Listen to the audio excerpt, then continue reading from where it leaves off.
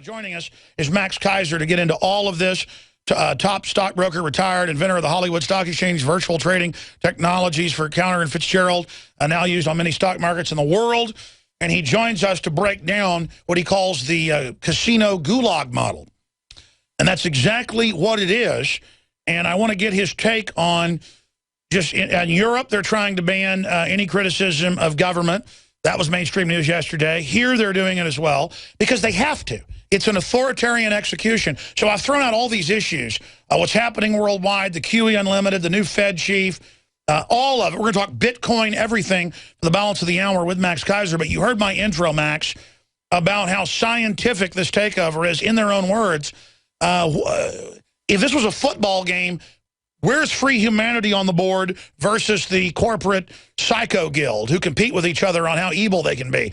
Where is humanity right now, Max Keiser? Hey, Alex, how's it going? You know, I'm going to be trying to get down to Austin to see you in January. Come on down. Yeah, I'm looking forward to that trip. But listening to you talk right there, there's a couple of ideas that I have. One is called digital apartheid.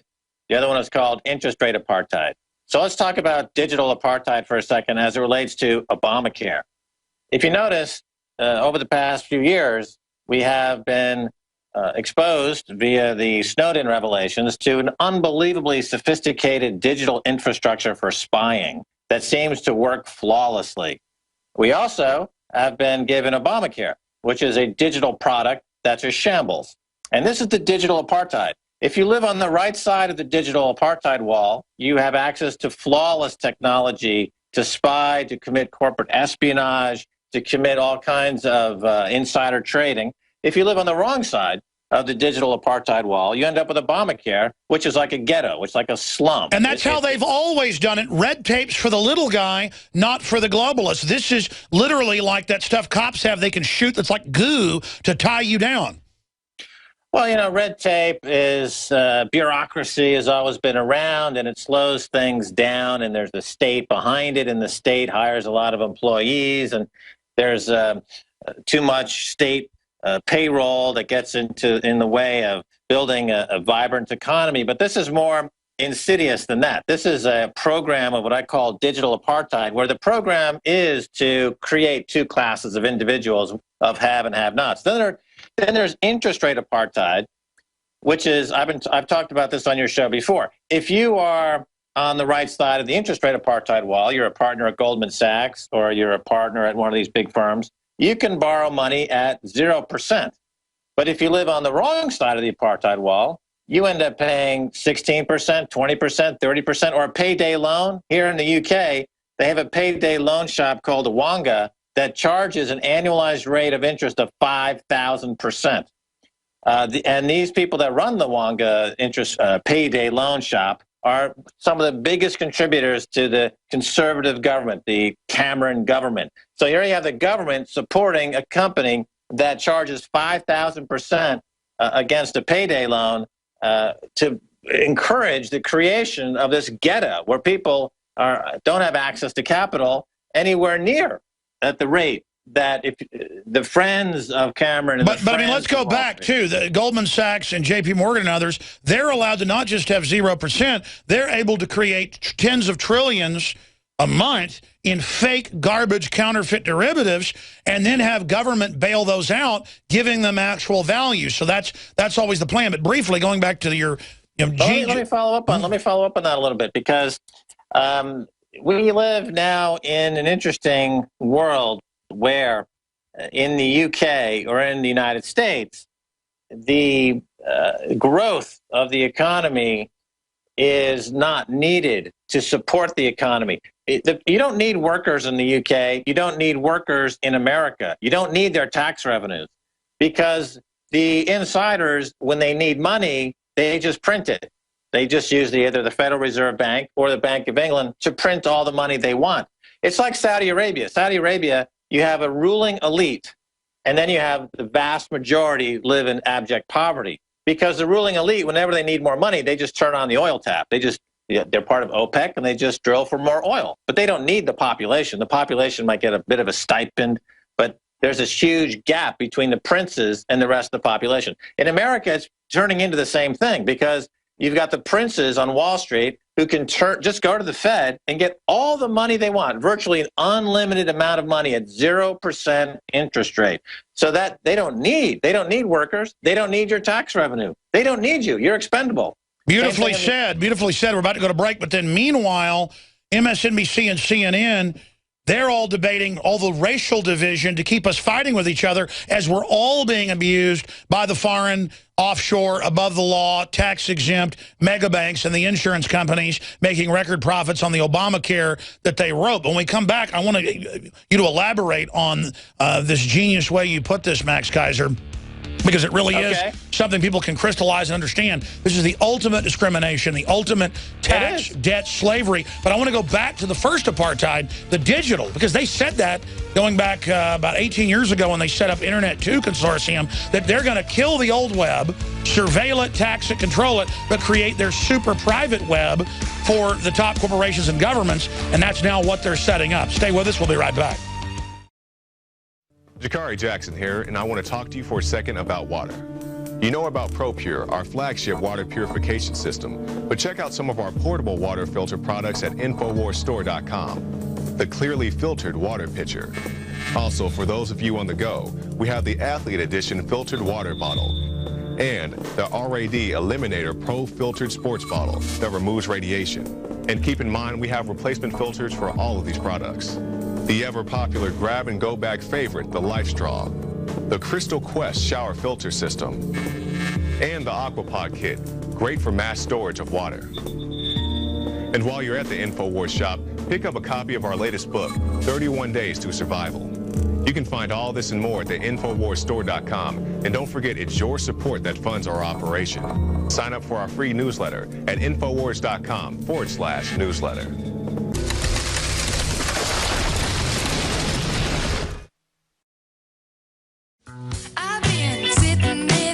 Folks, if you've been sitting it out and not fighting the tyrants and not getting involved, you are under scientific attack. And you should take that personal. I'll guarantee if I walked up to an average guy that doesn't even think of himself as a tough guy and slapped his wife right across the face, he'd get up and fight me. I guarantee if I walked up to just a regular 150-pound, guy that thinks he's a wimp, started punching his 5-year-old son in the face, he'd get up and fight me.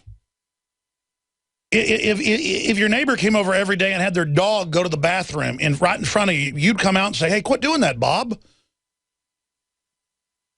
But the globalists do all these horrible things to us. I mean, they are openly, under the federal government, teaching 2 + 2 = 5 in Common Core. You're not allowed to say mother and father. That's hurtful. Russell Brand's been told by Salon that it's hateful to women to say that he thought a woman was beautiful. It's a war on reality. These are not liberals. They're authoritarians. And they work with the fake right-wing people as well. That's why the Republican leadership's coming after the Tea Party right now. The real Ron Paul Tea Party, folks, not the co-opted one that Karl Rove tried to take over. He failed.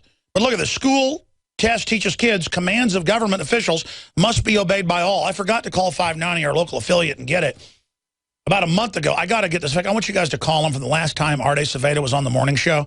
He said point blank, obey a police officer's commands no matter if you know they're wrong or illegal. And you, quote, won't get hurt. That flies in the face of common law, common sense, the Constitution. And, I don't even like to attack the police chief. He's very charming, says he's my friend and all this. But the point is, he says so much evil stuff. That's what they're teaching. Total submission to government is tyranny. It's a recipe for hell on earth, guaranteed. Max, it's a short segment, long segment coming up, but your eloquent breakdown is so key about how, and this is the essence. They get us obsessing on saying brown bag is racist. You'll lose your job if you work for the government in Seattle if you bring a brown bag, because there's no history of that being racist, no claim, no nothing. It just means cheap, paper you put your lunch in. Everybody knows that. But if they can expand it out to everything's racist except really hurting everybody, I mean, it's so elementary. They want us looking at all this other side stuff that isn't even real in most cases, while they engage in the electronic and in the other forms of apartheid. Please continue, Max Keiser. Yeah, well, I'll add to this apartheid theme. We talked about interest rate apartheid. We talked about digital apartheid. There's another form of apartheid, and it goes back to what you were saying earlier about Nazis in Germany. And of course, they had a lot of U.S. corporations like IBM, Coca-Cola, and J.P. Morgan were very active supporting the Nazis at that time. So was Walt Disney and the Disney Corporation. And we see evidence of this today with what I would say is a copyright apartheid. You see, the history of the internet is about really the internet versus Walt Disney Corporation and Hollywood. Disney has every 20 years fought in Congress to extend copyright to protect Mickey Mouse, because every 20 years, Mickey Mouse is set to enter the public domain. And remember, Thomas Jefferson argued that there should not be any intellectual property rights, that everything should be in the public domain. But they compromised, and they gave intellectual property a 14-year copyright monopoly plus a 14-year extension. Well, thanks to Disney, that copyright is now lifetime plus 70 years, or what Lawrence Lessig would call, he's a professor at Stanford University, a perpetual copyright. And why this qualifies as apartheid is versus the internet, and why it's active right now, is that corporations in Hollywood want you, or they want to force the price of ideas and intellectual property up, just like they're forcing everything else up, out of reach from the general population. But it's worse than that. Under these treaties, as you know, Max, they're trying to get through. They put controls on your speech before it's made, which is a total form of slavery, in the name of protecting their copyright. But that's all put in place to protect Disney's and other intellectual property right monopolies. And you saw this played out last year spectacularly when the MPAA, headed up by Chris Dodd, went after Aaron Swartz. And according to his father at the funeral, Aaron Swartz was hounded to death by the government. Aaron Swartz killed himself. Yeah, they really murdered him. It's clear they murdered him. But I mean, they threatened him with 50 or 60 years in prison, and they tried to get a plea bargain for 2 or 3 years in prison. He was getting married. He said, I'm not giving up. I'm going to beat him. He was becoming a hero. They came to his house and hung him. But go ahead. Well, Aaron Swartz effectively was a martyr for this idea of intellectual property freedom on the internet. And this is another insidious form of apartheid that you see playing out and creating this vast gap between information that's freely available and information that now costs money.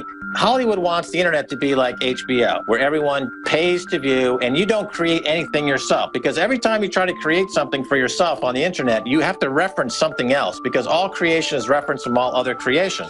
We're coming back. We're coming back. Long segment. I want to break this down. This is so key here. I'm Darren McBreen, and these are some of the new items that are available now at InfoWarsShop.com. Alert the public to Obama's blatant abuse of power with the new Obama t-shirt. Obama's Joker face on the front and "Come and Take It" on the back. It's time to publicly call him out for what he is, a tyrant. Defend the Second Amendment with our top seller "Come and Take It" t-shirts. And look at that, women's cut tank tops and t-shirts now available. Nice hat. Plus the "Don't Tread on Me" flag. And now you can become a micro distributor of the InfoWars magazine. Plus, get your own copy delivered right to your door each and every month. And if you're tired, like I am, of you and your family being exposed to polluted drinking water, get the Pro One high-performance water filter. It gets rid of all pathogenic bacteria, cyst, fluoride, heavy metals, and numerous other contaminants. So join the revolution at InfoWarsShop.com.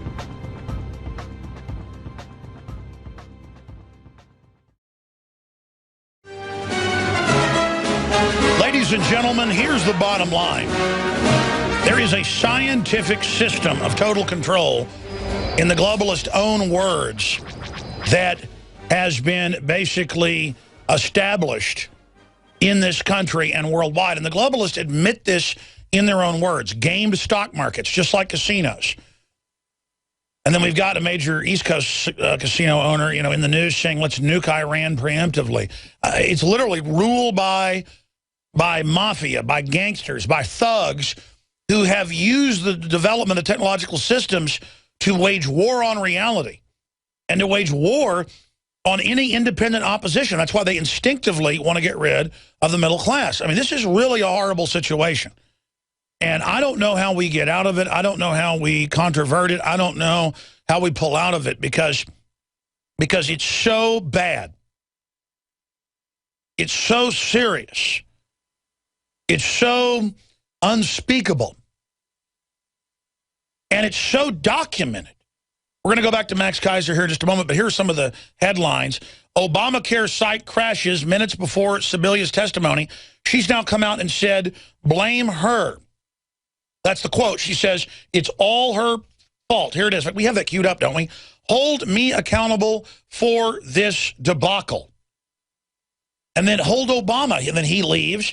No, it's the big insurance companies owned by the big banks that wrote this. And by the way, they're in the news doubling their profits since it passed 3 years ago and set to double them again. And they're in the news saying, no, we want it fully implemented because we want the really big quadruple profits. Here is the headline. Insurers oppose Obamacare extension as a danger to profits.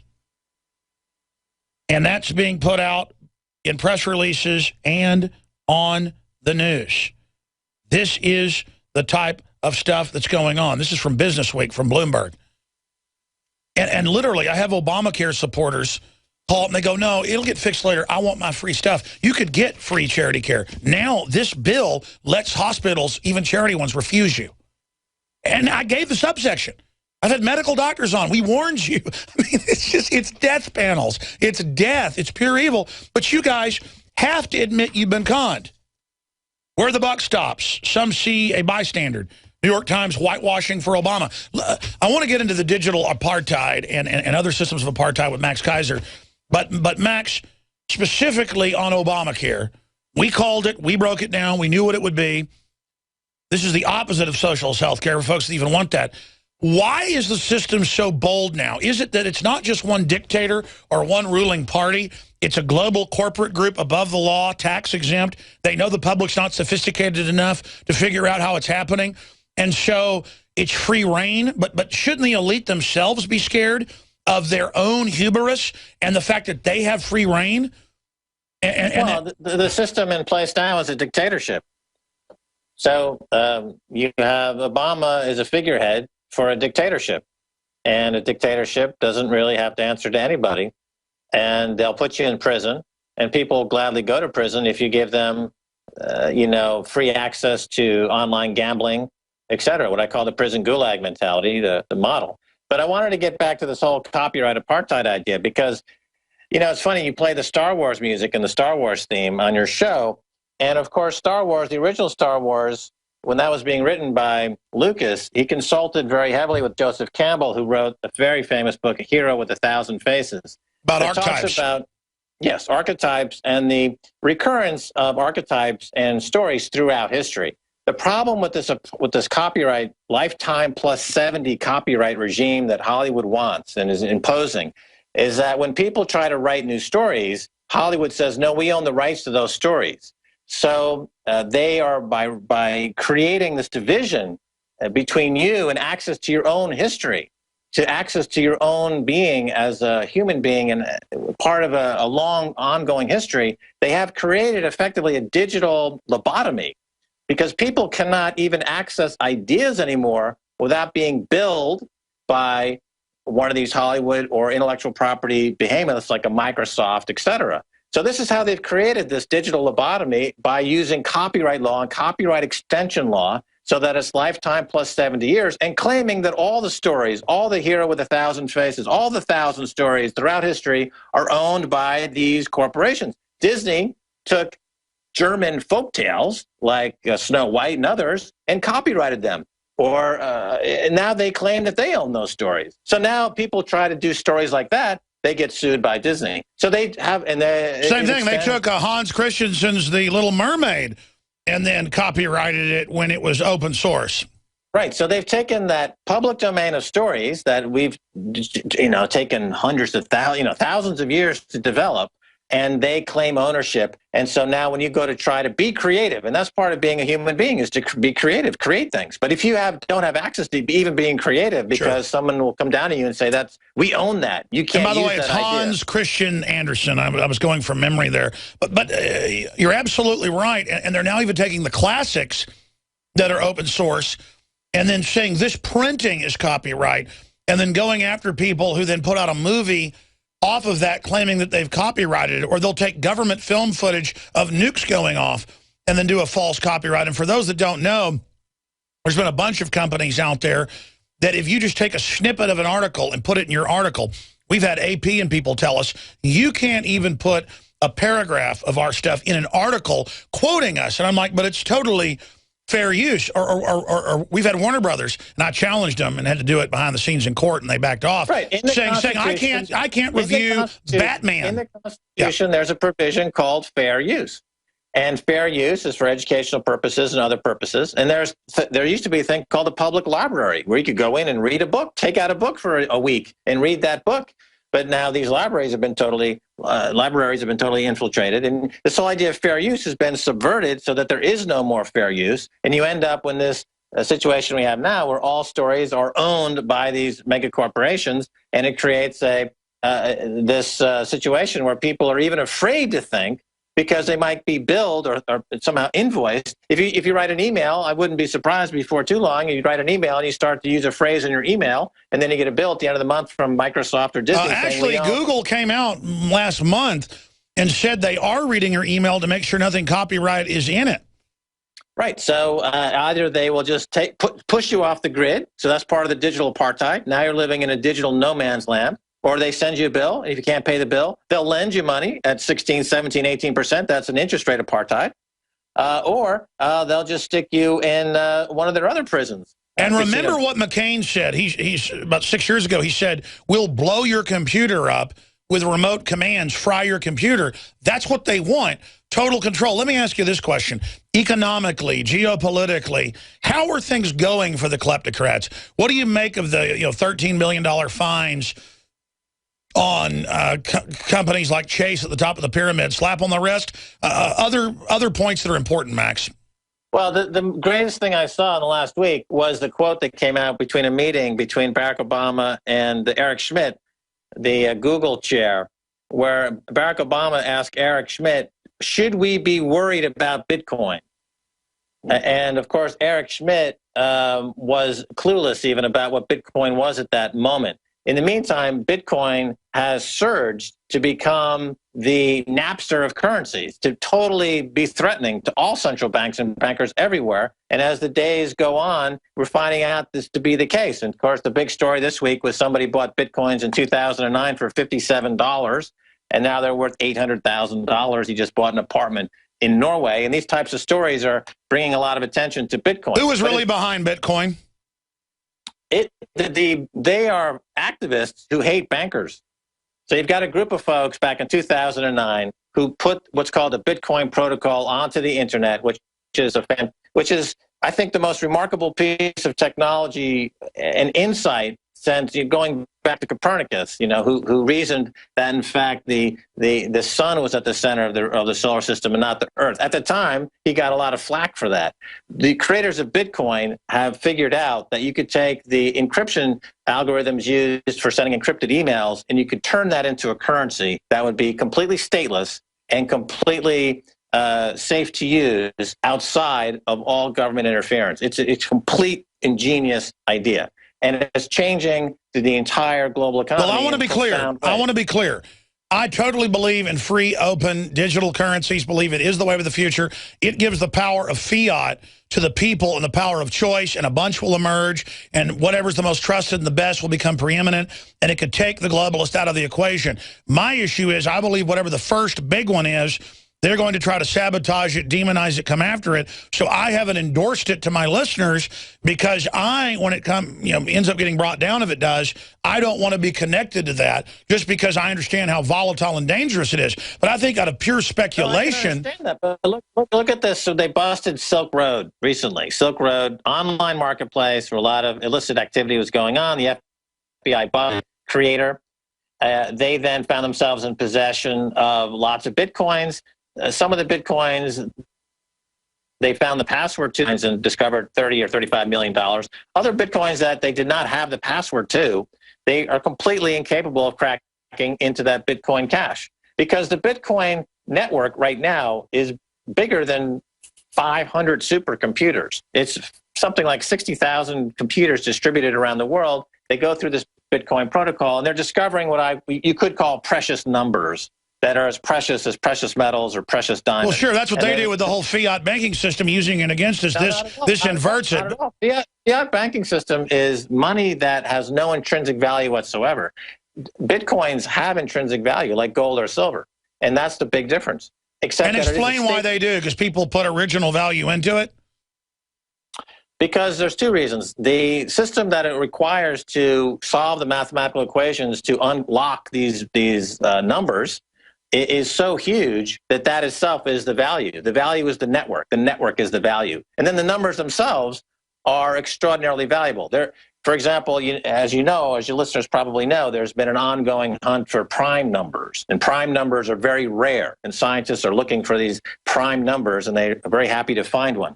The Bitcoin protocol is similar in that it finds numbers that fit in with the protocol that are also extremely rare. And you need this network of thousands and thousands of computers working simultaneously to unlock these numbers. So that's the intrinsic value. And it has all the attributes of a currency, and it's a medium of exchange. So now I understand your point.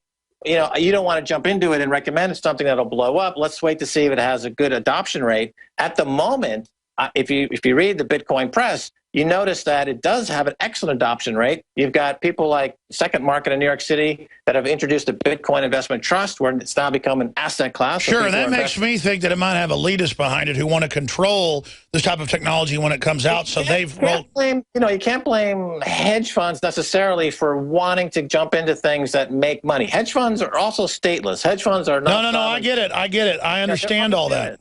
I understand that. But listen, getting off of Bitcoin for a moment, because there's so much other stuff going on. What is the state of the global economy? What's happening with the bond market? What are your predictions for gold, for war? I mean, let's take a walk on the waterfront here. Tell me what's going on. Well, in the UK and in the US, they're very similar. I think in the UK, it's really more of a good demonstration of what is going on than anywhere else right now. The central banker in charge, Mark Carney, the new guy who came in from Canada, he has just announced that he wants to expand the balance sheet of the Bank of England up to $9 trillion. They've already expanded it from $800 billion 4.5 years ago to $2.5 trillion. He wants to take it to 9 trillion pounds. So, and his message to the world is, we will swap all of your toxic debt from all of your banks for fresh gilts, the equivalent of a treasury bond for the UK. So the UK is emerging as the global garbage dump for bad debts. And Mark Carney has now given himself extraordinary regulatory power because they've consolidated several regulatory offices under Mark Carney. And he's let the people know around the world, banks around the world, that all the toxic debt in Europe, America, South America, and Asia, we will take your toxic debt and print gilts. So he's becoming the enormous garbage collector. He's a Bernie Madoff on steroids. He's a Bernie Madoff to the 10th degree. And the UK economy, as a result, you've got another apartheid happening in terms of housing. You've got huge, rich oligarchs who get the money for free and then buy apartments, and they've pushed out everybody else. Very few people can afford to live in the city of London anymore who are not part of the oligarch class. People are just fleeing the city because it's too freaking expensive, because exactly what Mark Carney's doing. So he's put on the "We are open" sign to every crook and oligarch in the world.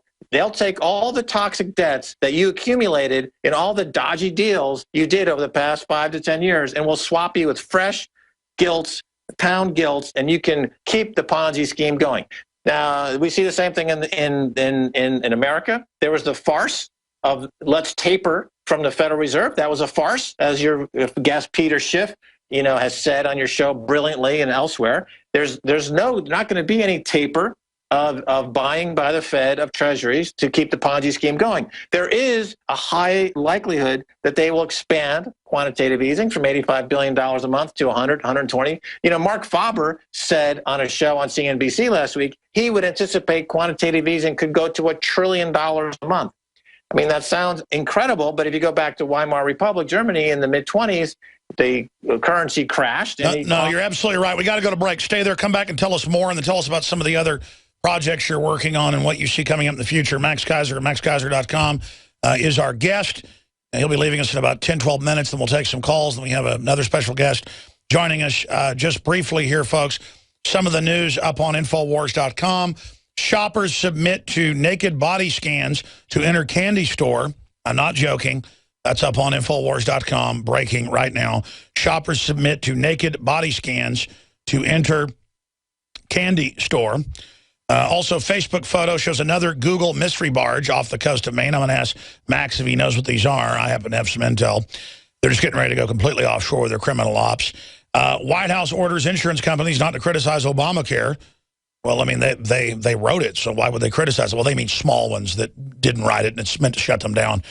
Don't defend yourself, just lay down, or you're racist. 10 signs that Obamacare is going to wreck the U.S. economy. Betrayed. Democrats now admit they knew all along that millions would lose their existing health plans.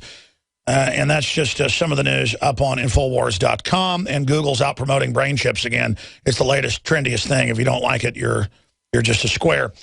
Briefly, going to break here, we have more of it coming in today and more of it coming in next week. So if you want to go ahead and order the amazing nascent atomic iodine that is patented, you can do so at InfoWarsLife.com. And you can see videos there with Dr. Group, myself, and others breaking down what this does to the thyroid, what it does to block radiation and detoxify fluoride.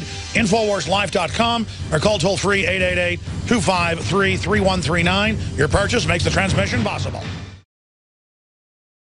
Many anthropologists and archaeologists believe that before man even discovered the power to harness and use fire, we were involved in agrarian activities. That is, taking the seeds of plants and then replanting them to produce more. The very foundation of our modern civilization and human culture is centered around the planting and cultivation of edible plants. Here are some of the amazing deals at InfoWars Seed Center at InfoWarsShop.com. The Survival Seed Vault by My Patriot Supply features only the finest survival heirloom seeds for a robust and hardy garden, even in the toughest times. We also have starter varieties of the deluxe seed packages for fruit, salads, salsa, peppers, medical herbs, and more. Go to the InfoWars Seed Center at InfoWarsShop.com. And remember, the revolution against tyranny is growing.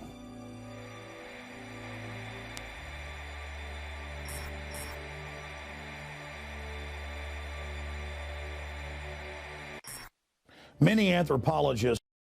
All right, Max Keiser's with us. We appreciate him joining us. Max, you were getting into this whole economic thing. Obviously, it's going towards hyperinflation.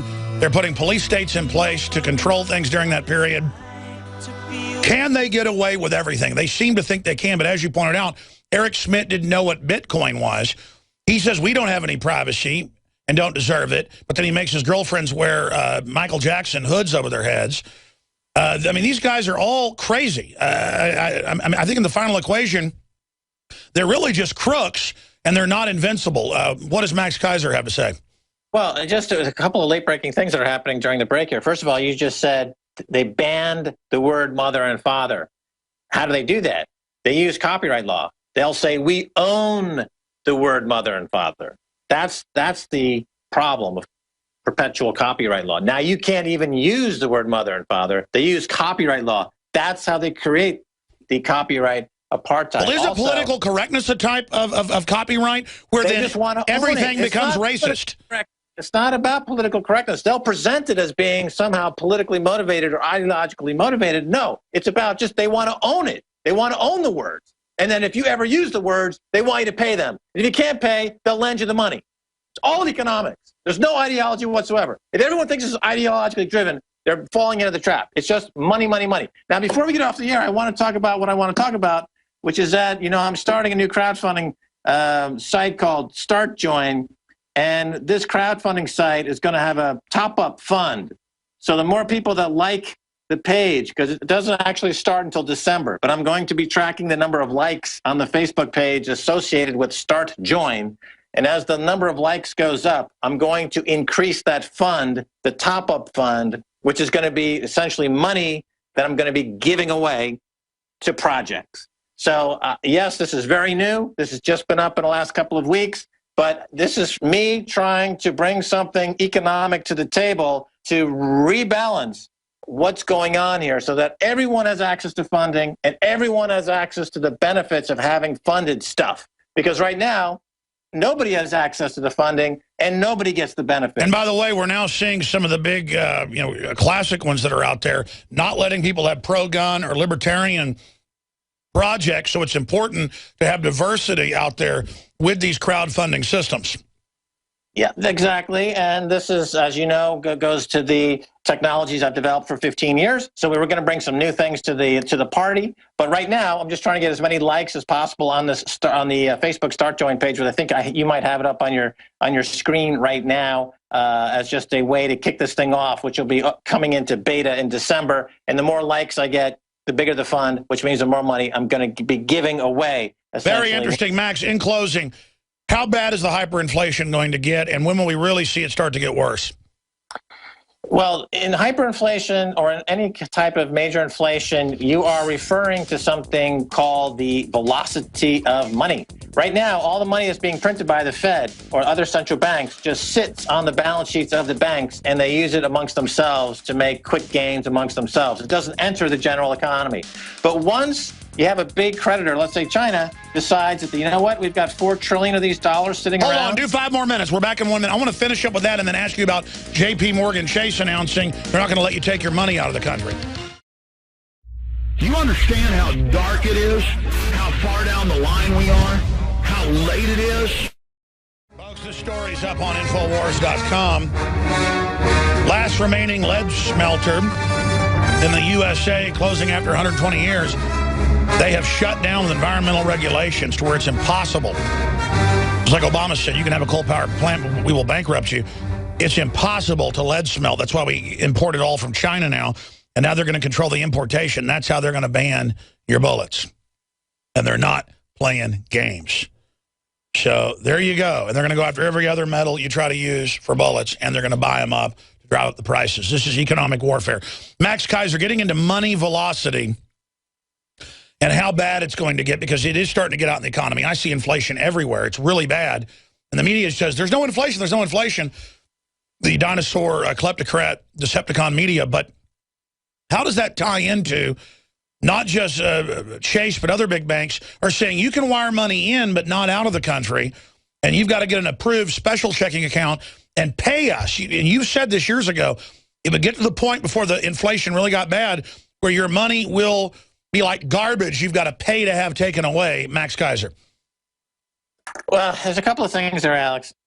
First of all, you have to understand that although the inflation rate right now is high, if you put into the calculation things like food and energy, the inflation rate's really 6, 7, 8%. It's not the 2 or 2.5% the government says. The government lies about the real number of inflation because all of the entitlement programs are tied to the official inflation rate, that being like Social Security. So they're incentivized to underreport that number. That's why they always underreport that number. It's correct that the real inflation, if you really add up the cost of what people actually buy at the supermarket, it's really 6, 7, 8%. That's true. But even though that's high, there's another big factor going on, which is that the shadow banking system, which is the derivatives market, which is $700 trillion in size versus the global GDP of roughly $60 trillion in size, that is collapsing at faster than 7 or 8% a year. It's collapsing at 10, 15, 20% a year. The derivatives shadow banking system is collapsing, and that's why these banks have to constantly be bailed out by the central banks who are constantly engaged in programs like quantitative easing because they're trying to keep what are called zombie banks alive.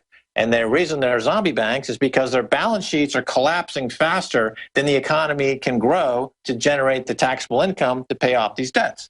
Now, going forward, because there is no velocity, because there are so many zombie banks, because there is so much money just sitting there not doing anything because they're zombies, you have countries like China that have accumulated up to $4 trillion worth of money as a creditor nation, including over $1 trillion in dollars, with nowhere to spend it until such time as they decide to get panic-stricken because maybe the dollar finally starts to collapse in the wake of this obvious sign of no economic growth, and they dump those dollars and other currencies onto the market in a classic hyperinflation, where they want to spend them quickly before the value collapses. Then all this pent-up hyperinflation that's been pent up and kind of off the radar for 10, 15 years, all happens like a thunderclap at once. That's what everyone needs to be prepared for, because at that moment, it'll be way too late.